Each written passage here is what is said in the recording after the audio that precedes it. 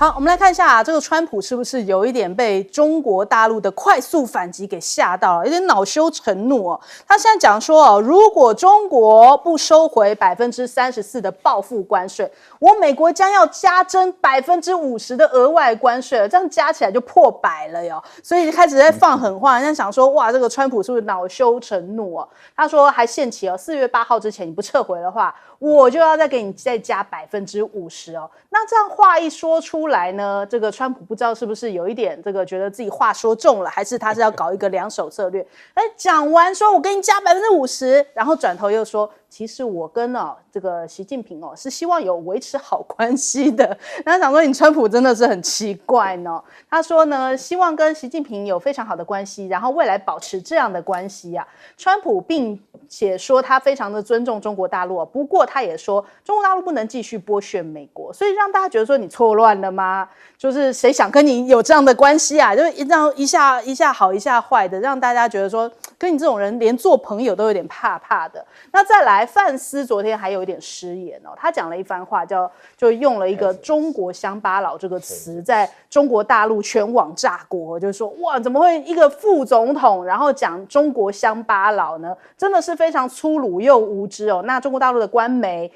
环球网呢，甚至还讲说建议你来中国看看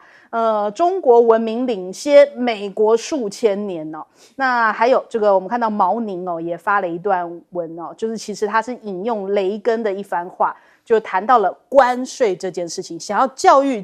这个美国现在目前的做法，我们来听一听。 And sometimes for a short while it works, but only for a short time. What eventually occurs is, first, homegrown industries start relying on government protection in the form of high tariffs. They stop competing and stop making the innovative management and technological changes they need to succeed in world markets. And then, while all this is going on, something even worse occurs.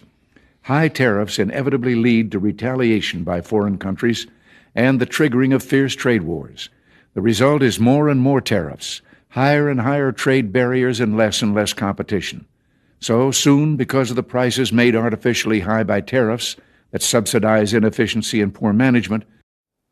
雷根的话不知道川普有没有听懂就是这中国大陆他们释放出来这个驻美大使馆在 X 上面发了雷根这一段影片希望这个美国自己来思考。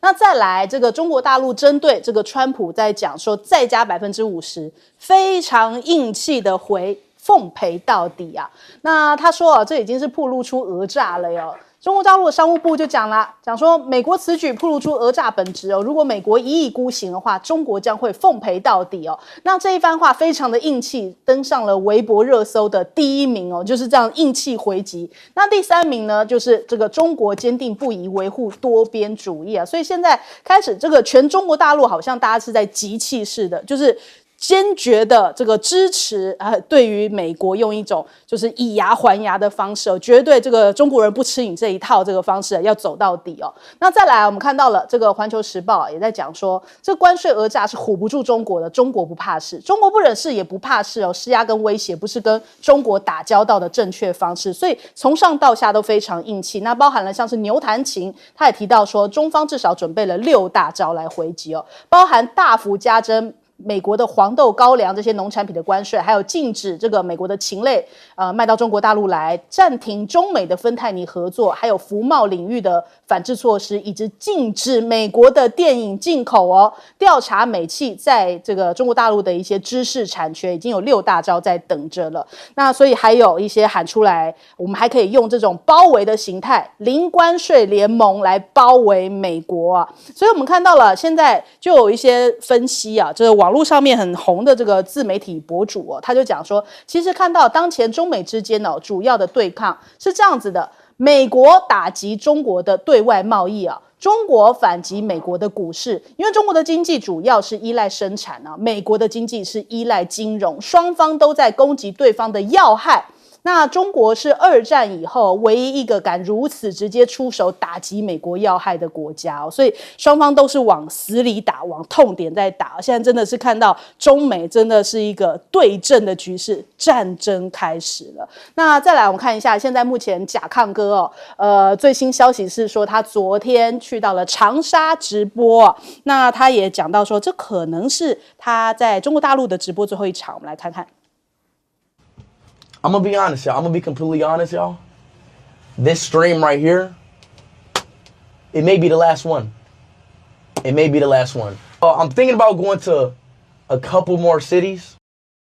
对他讲着讲着，他其实有点哽咽。他说中国实在是 amazing 啊，他就觉得说很想要再去多看看几个城市，还舍不得走哦。那他当然为什么这一趟想要来中国大陆呢？就是因为原本在网络上面一个小小的误会，他听到了中国大陆的一个歌手就大张伟唱了《阳光彩虹小白马》然后歌词当中有那个，然后就很像是这个鄙视黑人的一个用词。结果呢，后来他才知道说原来是中国大陆的这个用语上面，我们常会说那个这个这样子。那我们来听一下，他们还合唱了这首歌。Oh my God! God John Wayne! God John Wayne! God John Wayne! I love you, Whitey! Whitey! Whitey! I love you too. I love you. Nigga, nay, nay, nigga, nigga, nay, nay, nay, nigga, nay, nay, nigga, nigga, nay. 外上报手在外报，滴滴个滴滴表 ，say it. Nay, nigga, nay, nay, nigga, nigga, nay, nay, nay, nigga, nay, say it. Nigga, nay, nay, 皇上财宝在外报，滴滴个滴滴表。好，从误会开始但是最后以爱上中国收场啊！大家讲说，这个刚刚在那边讲什么中国乡巴佬的范思，要不要学甲亢哥来中国大陆实际看看到底真实的状况是什么？那甲亢哥现在非常受欢迎，不但进驻了小红书，也在微博、B 站全部都开号啦，而且动辄就已经好几百万人在关注了。我们来问一下赖老师，川普对中国大陆不只是贸易战了哈，因为我们都知道他在第一任就是贸易战了，然后拜登就打科技战，然后接着川普再提升这个贸易战。可是他这一次的贸易战不只是对于大陆打嘛，他对全世界。那他对全世界打贸易战，其实他主要的目的就是让世界各国打钱过来，就是抢钱了。其实我觉得川普你不要演了，你就说你们把钱打过来，帮我还掉我美国政府的债还清了，我们就一笔两清。公布斗内的，你就公布斗内嘛，因为米伦就讲嘛，你就打钱过来嘛，打钱过来一切摆平其实就这么简单，不用大费周章的这么玩一个把戏。好，可是问题就是谁吃你这一套啊？目前来讲，全世界只有中国大陆不吃川普这一套，也就是只有中国大陆敢直接对美国直接叫板，那其他的国家几乎都是绝大部分有143个国家保持安静，不关我的事因为他们跟美国没有什么贸易。但是呢，有50个国家，他们已经没有脊梁骨了，没有脊椎了，他们软了。他们说我们不报复，我们要打电话给川普来求饶。我告诉你们，川普就像一只大野狼、大野猫，他捕捉到老鼠以后，他把你玩死他不会给你仁慈的。这个就是蒙恬在他写的一篇散文里面就谈到了一个残暴的一个统治者，当他或是一个暴君，当他要对你实施家暴的时候，你是一个弱者，你应该站起来跟他反抗，维持自己的尊严，还是跪地求饶，寻求他的宽大跟仁慈？他说对不起，你不会获得宽大跟仁慈的。其实日本不就是如此吗？石破茂被羞辱，越南被羞辱，这个印度不是印尼也被羞辱，不是就是如此吗？现在你林佳龙、赖清德，你也要去美国接受羞辱吗？其实你就是要站起来反击嘛。目前就中国大陆站起来反击，而且反击的速度之快，力道之强，让川普慌了，措手不及。因为当时他提出中国大陆34%的关税，大陆马上就给你反击34%的关税，不止34%。还11个组合拳，包括稀土，包括10几家公司的这个列为不受欢迎清单等等，所有的反击马上来。那你看现在川普就是我再给你加码50%，如果你在4月8号没有停止的话，坦白说，大陆已经告诉你了，门都没有。你来，我再给你加，不但给你加这个牛弹琴的6个组合拳，又给你推出来了。我觉得这个反击的力道是一次加码看谁会玩。好，来问一下苑老师。我稍微介绍一下哈，这个大家国人可能不知道哈，因为就是说是，因为我们中国人呢，就是考虑事情的时候啊，到麦当劳点餐的时候啊，就是那个哈，如果旁边站个黑人啊，这个事情啊，negro 这个在黑人在旁边的话，那是非常非常严重，他会直接上拳头揍你的，这个大家都要搞清楚。贾刚才表这么严重啊，但是另外那个范斯啊，他讲到说是叫那个乡下人啊，这个赖老师懂了，就是说叫悲伤啊，就是我们法文当中啊，叫直接讲人家乡下人的时候啊，但是请大家注意一下哈，这个范斯哪有资格叫中国人乡下人呢？这个范斯怎么起来的？范斯最有名的书叫《乡下人的悲歌》啊，他长那个样子就是乡下人啊，美国人的乡下人啊。我们都有一次我在一个美国人面前讲说 redneck， 他讲说这是歧视的，这就是美国的乡下人的Ohio厂长的人呐。我跟你讲啊，范斯这个是美国土蛋啊，美国有一半人都没出过国，我都不好意思讲啊。但是他呢，助纣为虐啊，跟那个川普搞在一起啊。现在的话呢，我稍微强调一下，这个牛弹琴讲的这个6点当中啊，是农产品啦、家禽啦、什么芬太尼，这个我不讲。后面3者啊，其实的确是美国这要害非常重要的账啊。第一个的话呢，就是服贸讲的是服务贸易啊，就是所有的律师啊。然后第二个的话呢是电影。美国电影很难看呐，都是美国店长了，美国总统开飞机了，都是这种骗人的东西啊！大家要看的原因就是羡慕那个美国梦啊！我很早大概是30多岁就不敢再看了，就发觉这根本是洗脑工具啊！美国电影、美国的服贸，还有美国的知识产权啊，这个律师打官司啊，我家里有人在美国当律师啊，他们这个台湾的公司在美国打官司，那个律师费那个 charge 之高啊，这个非常非常可怕。对，美国人所赚的钱呢，不是靠进出口啊，美国人是靠提供的服务业，尤其是法律的咨询啊。然后以及的话呢，因为大家要满足这个美国梦，涉及到了非常多的东西，所以美国赚的钱是非常多的。否则的话呢，大家为什么不润到中国去呢？都润到美国去呢？就是在美国生活当中有很多闲余的钱。好，另外跟我们廖老师讲说是那个什么轮的，是不是？一直要你拿钱来打钱来，怎么可以啊？你知道美国现在欠了36万亿啊！你知道什么叫36万亿啊？就我们4个联合起来买乐透中了1000万台币的话，要连续中1500年啊！才能够还这个钱的。你靠一个国家，什么越南、柬埔寨什么的，我跟你讲，中国什么的，连欧洲国家都没办法还这个钱。美国人欠的钱实在是太多了，根本就还不上。所以你现在纳瓦罗他讲这种话，根本就是莫名其妙。我跟你讲。好，请教将军。我们看一下哈，什么叫做乡巴佬？我反而以乡巴佬为荣，我心里头很感谢这种乡下人哈。为什么？我们中国的乡下人代表什么？第一个勤奋嘛，他们乡里面不管是种田的或务农的。其实它代表是勤奋。你看我们中国来讲，像我们军人来讲，一开始我们很知道，像我们那个军人的军徽啊，那个帽上那个徽哈，那个上面是稻穗，代表我们以农立国。所以说其实是农民是很重要的，不应该有这种歧视的观念。我们经常讲这个乡下人还有什么？第二个很诚恳的，他做的很务实很诚恳，他讲究是传统的美德，忠孝节义，哪个乡下哪一人不好？我跟你讲，他只是说，这个老天给他比较没有好的公民发展，他没有机会去做好的一些接受好的教育，没有办法去读书。可是脑袋绝对不比你聪明，绝对不会比你笨。但我们看到中国很多人智商聪明，你看哪一个现在 AI 科技也不是都是华人的天下吗？我们从黄仁勋，对不对？张忠谋，AI 晶片的工厂，张忠谋，对不对？这个NVIDIA 这个黄仁勋，另外梁文峰设计 DeepSeek， 那哪一个不是华人啊？所以我觉得哈，这个美国这个副总统哈，他讲这话真的是不晓得中华文化奥妙精深在什么地方。当然了，我们特别讲说这一次来讲的话，中美这场贸易战，我之前就有讲，我觉得中美这场贸易战双方一定是打梭哈的那种形式。那果然不出我原来的预判，就是你美国就像两个人在牌桌上面打梭哈一样，你下多少，他出34%。老跟我说我跟，对不对？我34%跟，不但跟我还加码，对不对？另外加上7样的这个重稀土制裁，还有加上对你的这种这个服贸的调查等等。现在来讲，美国又喊这个50%，没关系，你喊，你钞票要掏出来啊，你要真的拿出来，你不要光嘴巴讲，嘴巴讲没有用，你这个牌桌上面你要真的拿出来。我跟你讲，你拿58，老共也一定再拿出58，还继续给你加码，那到最后就中美两国脱链嘛。那全世界这2个大象打架，我跟你讲，全世界没有一个人可以幸免了。那我们就看到全世界到底会被这个川普搞成乱成什么样子。好，我们先休息一下，广州马上回来。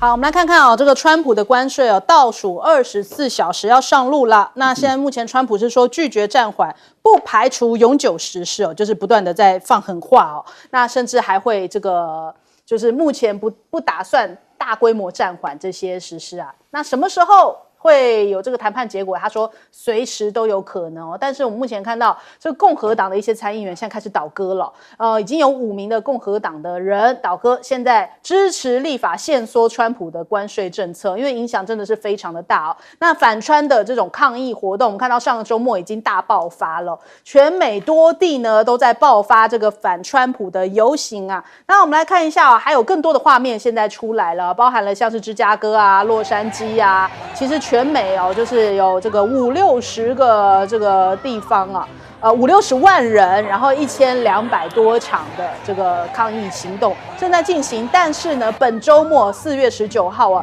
全美50州还要再发起更大规模的，他们希望大概有这将近3.5%的美国人口，也就是超过1100万人要站出来参与这一次的活动。也就是说，比起上个周末的规模会提升大概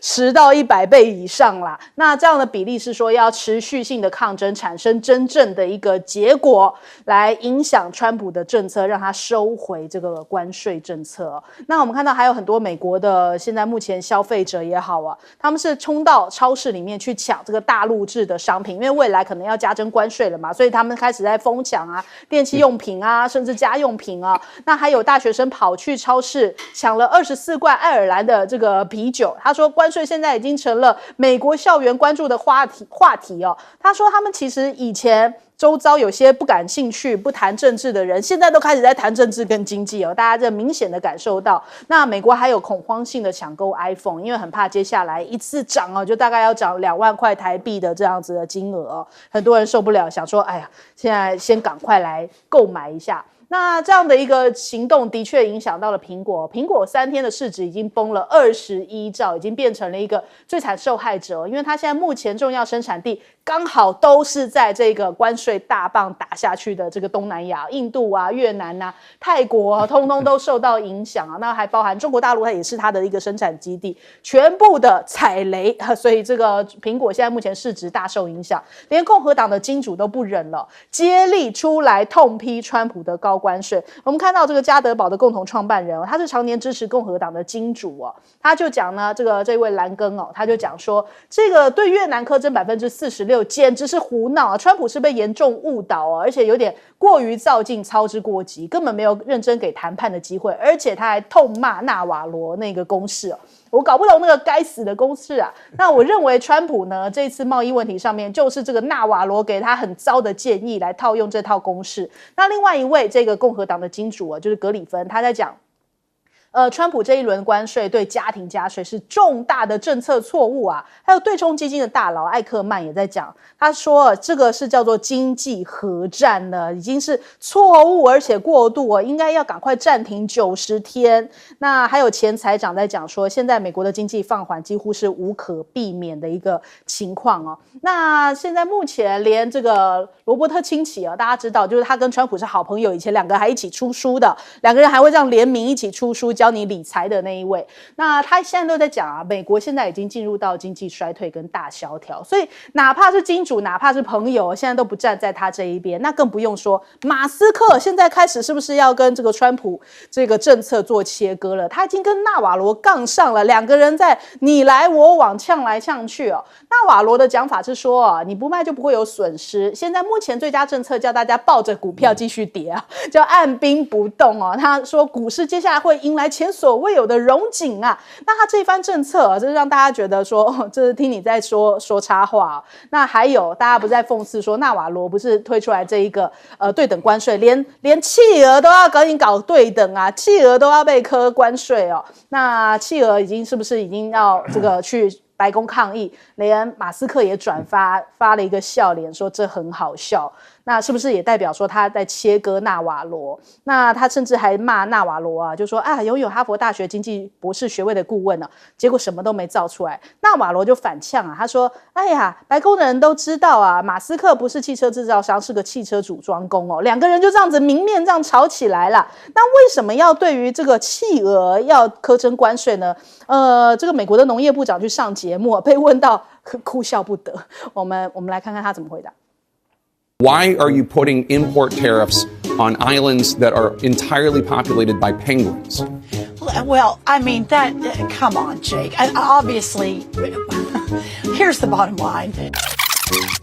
Not Too long the McDonald Islands is not imposing. I mean, come on. Whatever. Listen, the people that are leading this, I did not come up with the formulas. I'm the Ag Secretary. 难以回答。我来问一下赖老师，我只是农业部长，我不是做这个公式的人，不懂纳瓦罗的想法，不懂纳瓦罗的经济学，他的数学是怎么来的？外星人来的。美国的商务部部长其实泄底了，他说关税是一定会如期课的，所以4月9号美国一定关税会如期开征。但是呢，他说他可以肯定的是，就几天或者是几个月，几个礼拜，所以这个话讲的暗示的就是说，原来美国把这个关税当为临时的一个措施，也就是说，川普把它用来作为谈判的工具，来当一个像恶霸一样说打钱来，那个川普就叫了他的财政部部长然后就拿了一个钱袋子，挨家挨户说打钱来，来给多少钱啊？你那个赚我的钱赚太多，打钱过来，所以就每个人就心不甘情不愿的丢一点钱进去，就这样，而且丢来以后还在骂你一下，再来踹你一脚，说你以后不要贪我的钱，不要偷我的钱，不要抢我的钱，不要赚我的钱，你赚我的钱都是偷我的、抢我的钱，坏透了，你们这些人这么坏所以打钱过来，所以他的逻辑就是，可是当他碰到铁板了以后呢，例如说中国大陆跟他硬杠了。然后欧盟说：“对不起我也要课关税了。”只是欧盟很温柔，说280亿美国对欧盟课的关税是15000亿美元因为他们两边的贸易额是15000亿，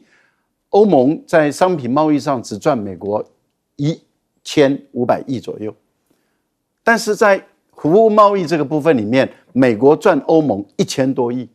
所以两边一打起来的话，大概也不过就是差400多亿美元。可是双方的贸易额是15000亿可是美国对于欧盟的所有的贸易全部都课增加20%。好，20%，而冯德莱恩这位美国籍跟具有德国籍的双重国籍的人呢，他就很温柔的只对美国280亿美元的商品课税，而且还分2次课，一次4月中，一次是5月，说我们再慢慢谈好。但是再怎么样，欧盟并没有说我不反击嘛，他还是反击了。英国说你到这个月底，你必须要把10%给我降掉，不然的话我就要采取措施了。所以英国也有反击，只是也是很温柔。好，英国有反击，欧盟有反击，加拿大也有反击，其他的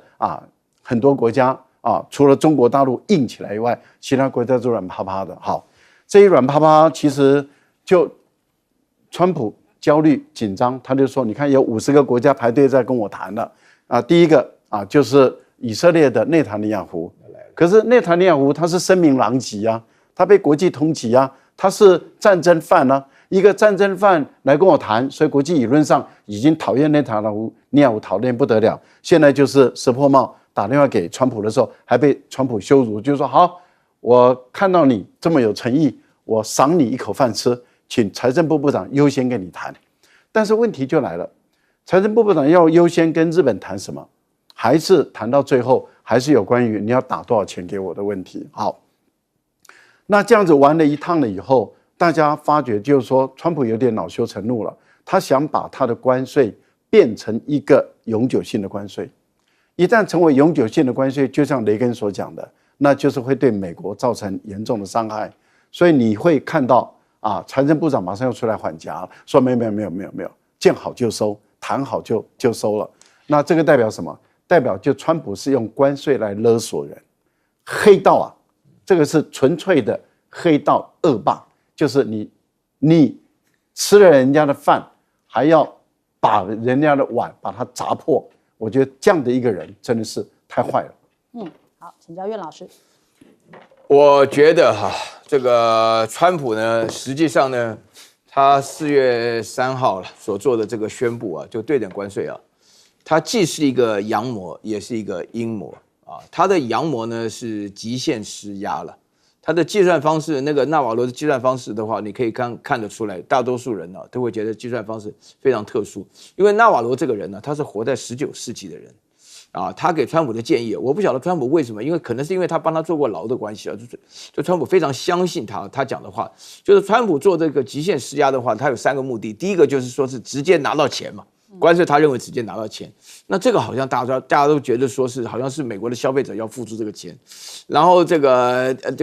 第二个的话呢，就是说是要让这个产业移回美国，所以他一直不断在讲，你如果觉得不行的话呢，你现在这个为什么苹果跌得这么惨呢？那你把你的生产线就移回来美国这边生产嘛。然后第3个的话呢，就是要显现美国的强大，美国不用再次伟大，能够讲这种观念就是用美国很强大。就我这边必须要强调一个，这3个之间的话呢是矛盾的，就是说请你要注意一下哈。我觉得美国强大的一个很重要的原因啊，就是从2次大战以后啊，就以前我们读历史的时候都知道马歇尔计划啦，都知道北约啦，都知道冷战期间啊，因为我在欧洲读书住了很长的时间的时候，比利时有美军啦，然后德国的话美军非常多，我在的时候那个德国的美军有将近20万人呢，就说美国本身的话呢，对欧洲负担起了很多的义务，我非常感谢大家对美国印象都非常好。可是现在的话呢，听到刚刚赖老师一讲啊，这个是流氓啊，要钱还拿了个布袋来收钱啊，而且还是不止短期的、长期的，所以这他的阳谋的部分，就是他想要赚钱，但是这3者都不是真的非常有效。但是我刚刚听得出来的话，我可以感觉到他有个阴谋，一个大阴谋是什么呢？就是说所有的国家当中，除了中国以外，大部分都是软趴趴的了。大部分都是软趴趴的啊，这个软趴趴的话，欧盟就不要讲了嘛。你刚刚讲的4月5月，因为什么呢？因为他这个公布的这个对等关税有个特色，就是马上执行啊，马上执行。那中国马上执行，那所以说大家可以看得出来，我自己会觉得说，中国跟美国之间的贸易战可能会很长一段时间。好，请教将军。然后这是川普讲的很明白了，他就是目标就是将他制造业再重新回到他美国去。那第二个解决他这个美债已经到36兆的这么庞大一个债务的问题。那他居然用这么粗暴的方式他的目标可能是好的，可是你用的手段也过于粗暴。我们都知道，你现在来讲，如果说是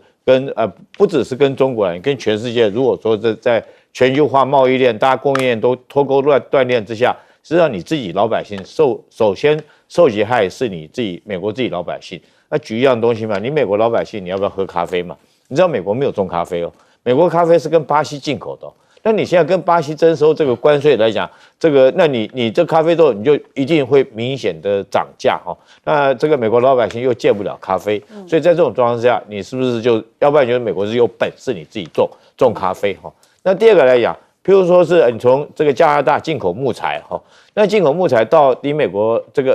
个它不是光一个成木进口给你，它可能已经做成，譬如说是这个9坪的软木塞啦，或者家具它已经种好了。问题说你美国是有很多树没错你有没有砍工人的树？你没有啊，对不对？你砍下来那个树你怎么运下来？你有没有这个交通工具？你有没有去做那种工厂的做软木塞或做家具的这种工厂？你不见得有啊。就算你成立这种工厂，你不见得有这个工人。这道理就是这样。对不对？全世界来讲，全球化就是各取所需嘛，各奉献自己所有嘛。有些国家来讲，它可能原物料比较多，它奉献它的原物料出来。那有些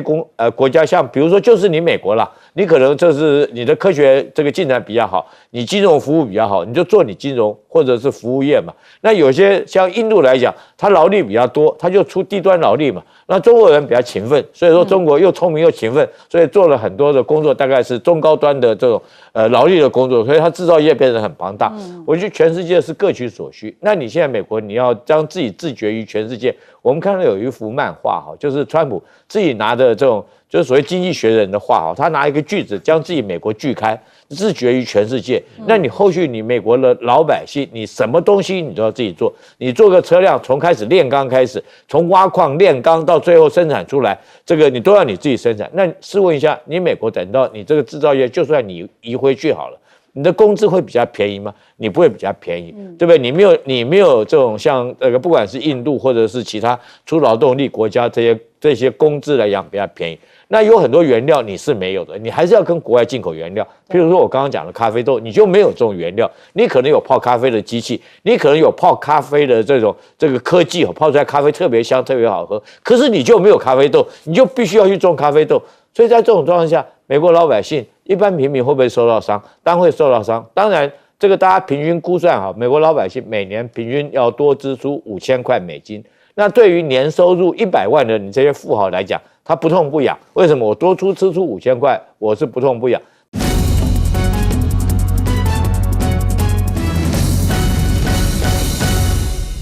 欢迎收看《新闻大白话》，我是主持人翟轩。马上欢迎一下这个阶段加入我们讨论来宾，国际事务专家赖岳谦。主持人好，观众朋友大家好。台大哲学系教授苑举正。翟轩好，各位观众朋友大家好。退役少将厉正杰。翟轩好，各位观众大家好。好，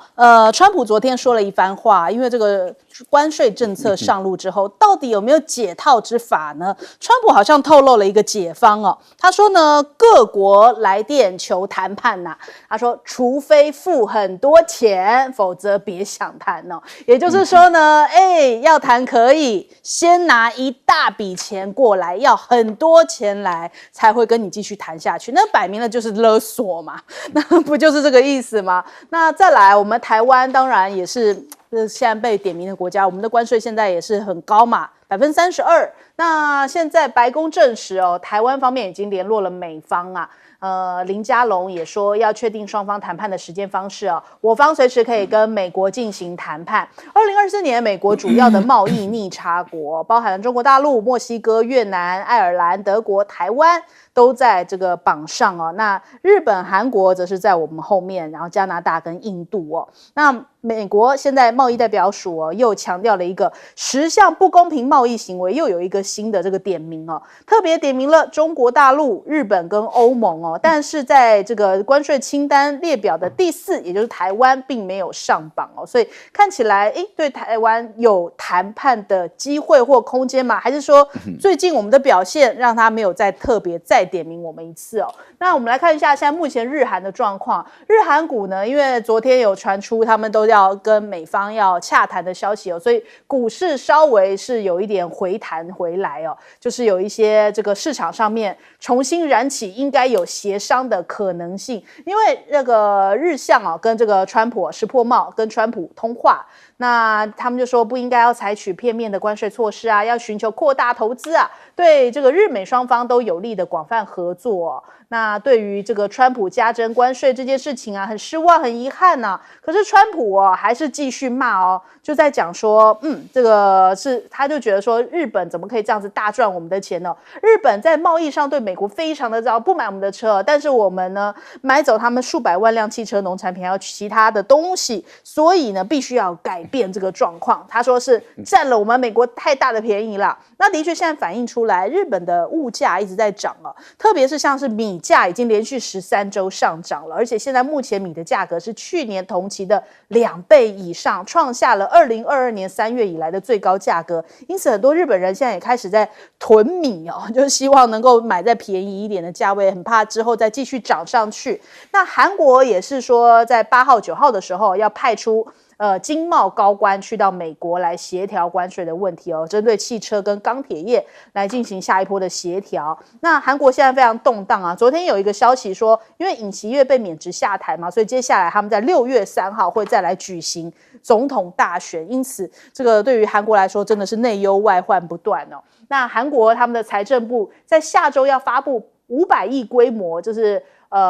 大概是这个是人民币计算啦，就是10万亿韩元，大概是台币2250亿规模的补充预算案哦。也就是说，可能要因应这一波的关税政策。那我们才880亿哦，那这边人家已经是2000多亿在应对这个事情了。那再来我们看一下东协现在目前的抱团自救啊，超过50国现在排队要跟美国谈关税哦。那这一次的重灾区就在东协，那包含了越南啊、印度啊、马来西亚啊，他们最近都表态说不会实施报复的关税啊。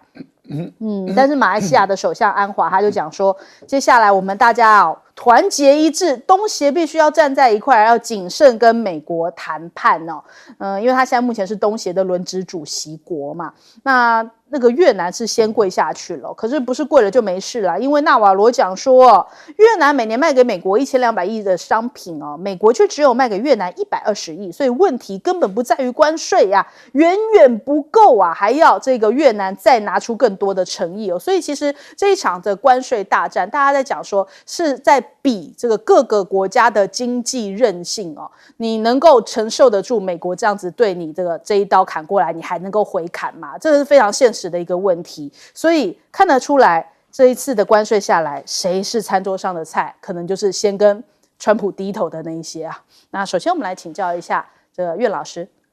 谁是餐桌上的菜？好，这里头讲得非常清楚啊。台湾能跟美国谈出什么好结果的话，不可能有好结果，会有结果，但是不会有好结果。因为什么呢？因为我觉得呢，我们自己呢，首先呢，我们在这个川普在4月3号公布他自己所谓的对等关税之前的时候呢，就我们这个台积电就已经过去了，大家都可以知道，台积电原则上说是魏哲家讲1000亿，就他当时在白宫说是1650亿美金，那么实际上的话呢，川普过2-3天后再加码1000亿。再加码1000亿后，这变成2650多亿，这个就是台积电所有的资产之后呢，现在又传出来跟英戴尔的公司的话呢，又要参股20%，大家可以算一下，这个本身来讲，这个台湾的半导体是我们唯一的筹码，那我们的筹码呢尽失了。那台积电走了以后呢，接了我们的这个电子二哥啊，联电也要跟这个美国一家公司啊，我念不出来了，反正他们也要合并，也要参股，这个的话呢也走了。那么大家的话呢，接下来的话，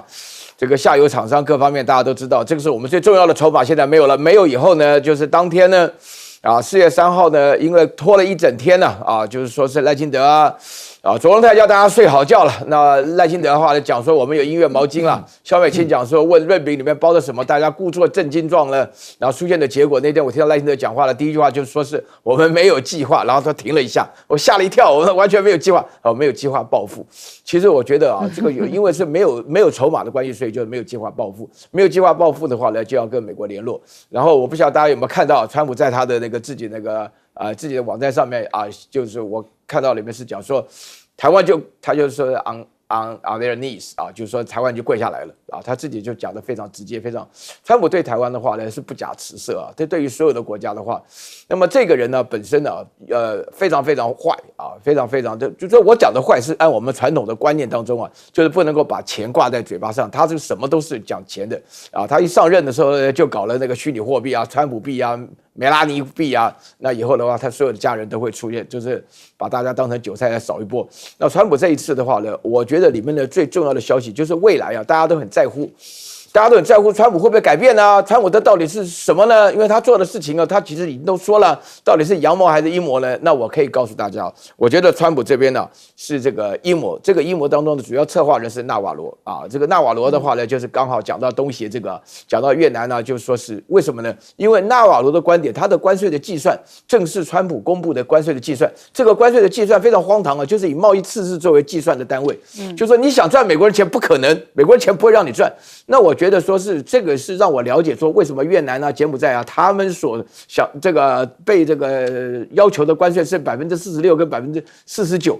这么高的情况下来讲的话呢，那我觉得说是用这个贸易赤字来讲，这个是纳瓦罗的观念。所以纳瓦罗的观念呢，本身来讲，在美国引发了经济界的一片哗然了。大家知道，经济学在美国，不晓得美国已经多少年的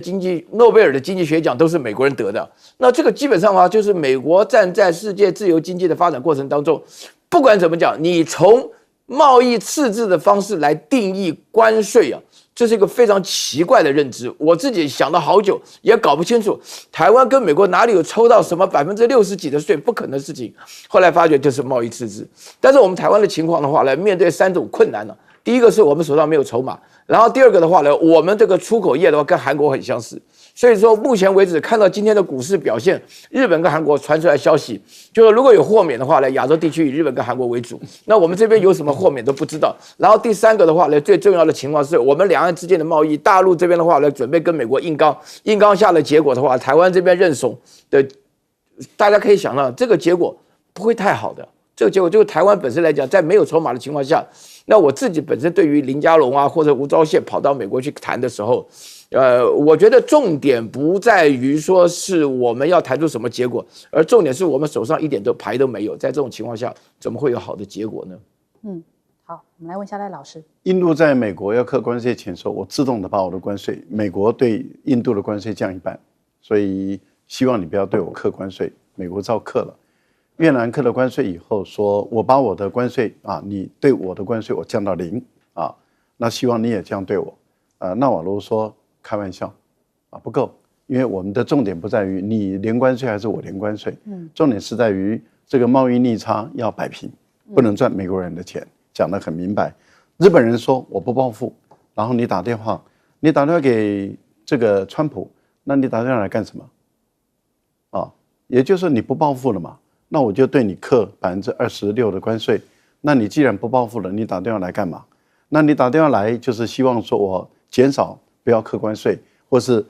美国不要对日本课关税，或者是减半课关税等等的。但对川普来讲说，你不报复了，你打电话给我，你有什么资格跟我谈？那你要拿什么东西来跟我交换？所以赖清德也说我们不报复，那你有什么资格跟美国谈？你已经不报复了嘛？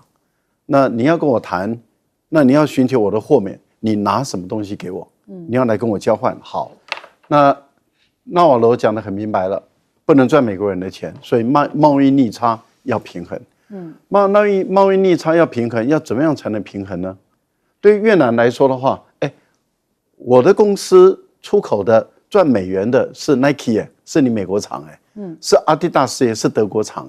是日本的三星，是韩国的三星，是日本的，是台湾的，是大陆的，各个工厂在越南设厂，然后出口出去，然后结果这个都算我越南的，那我怎么跟你美国买东西呢？我怎么去平衡贸易逆差呢？除非 Nike 回到美国去，除非阿迪达斯回到德国，但阿迪达斯也不能回德国，必须要到美国去啊。那为什么呢？因为米伦是谁呢？米伦是川普的经济顾问委员会的主席，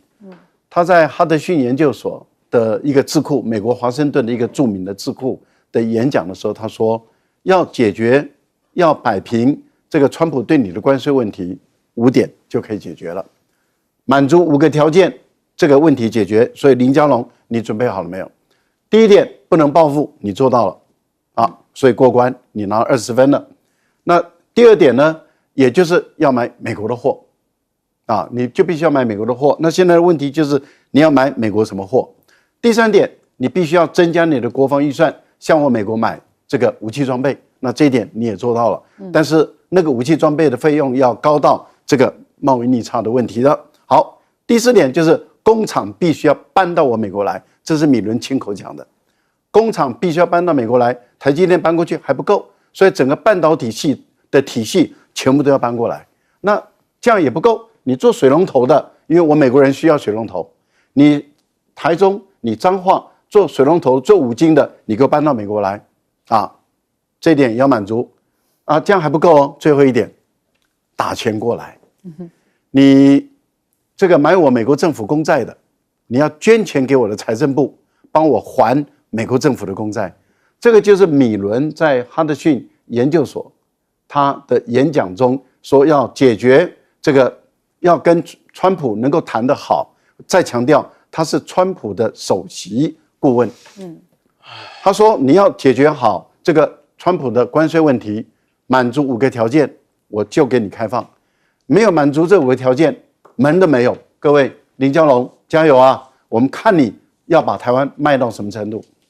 好，请教将军。我们台湾区美国谈，我们有底牌，有什么牌可以跟人家美国谈？我们看到很多的笑话，画了一幅漫画哈，川普跟这个赖清德讲说，哎，我本来只要你脱上衣的，你怎么连裤子都脱了？那现在不就是如此吗？我们现在还有什么底牌？我们的最好台积电已经奉献给美国了哈。那另外来讲，来猪啊美牛啊，我们都吃了。我们现在我不晓得我们还有什么牌可以谈，这是第一个。第二个来讲，我们派去的人会谈吗？我们看到林佳龙，你懂得财经吗？你有谈判的筹码吗？那现在听说是要由蔡英文这个出马跟萧美琴出马去谈，但是平常讲，这个蔡英文他学的是法律的啦。那在财经方面，经贸这块我不见得他懂哈。这个我们派去的人到底，他譬如说吴钊燮，你有没有这种在经贸上面的这种学识来跟对方来谈？那第三个，就算是美国愿意跟你谈，你去了以后，你川普讲道理吗？他不讲道理的人呢，今天就是出来他不讲道理，他爱怎么干他怎么办，所有话都是由他说的，他就是霸道流氓嘛。你再怎么跟他讲道理，我觉得这都没有用。所以说，我觉得你今天去是白谈，就像是这对我们台湾苛征32%，这税率怎么来的？对全世界都这样了。哎，他说用他什么？用他的什么贸易顺差，那个除以他的这种对美的进口总额，再除以2，这公式没有任何一个经济学者能够接受，他就这么霸道。那你台湾怎么跟他谈？好，就算这样子好了，我们台湾这个跟他美国的这个贸易顺差是7390亿美金哈。那试问一下，这个钱你到底我们跟你买了那么多飞机？买了 F-16飞机，买了这些这个爱国者飞弹，买了刺针飞弹，这些钱你要不要扣掉？这些他没有给我们扣掉所以他硬生生只是算是商业上的行为来这样谈。那在此之前，我们还没有谈，我们自己就跪了。为什么？因为我们赖清德讲说，我们要从零关税开始谈起。那我试问一下，拜托，那我们农民怎么办？这你拼得过美国的农业吗？我们今天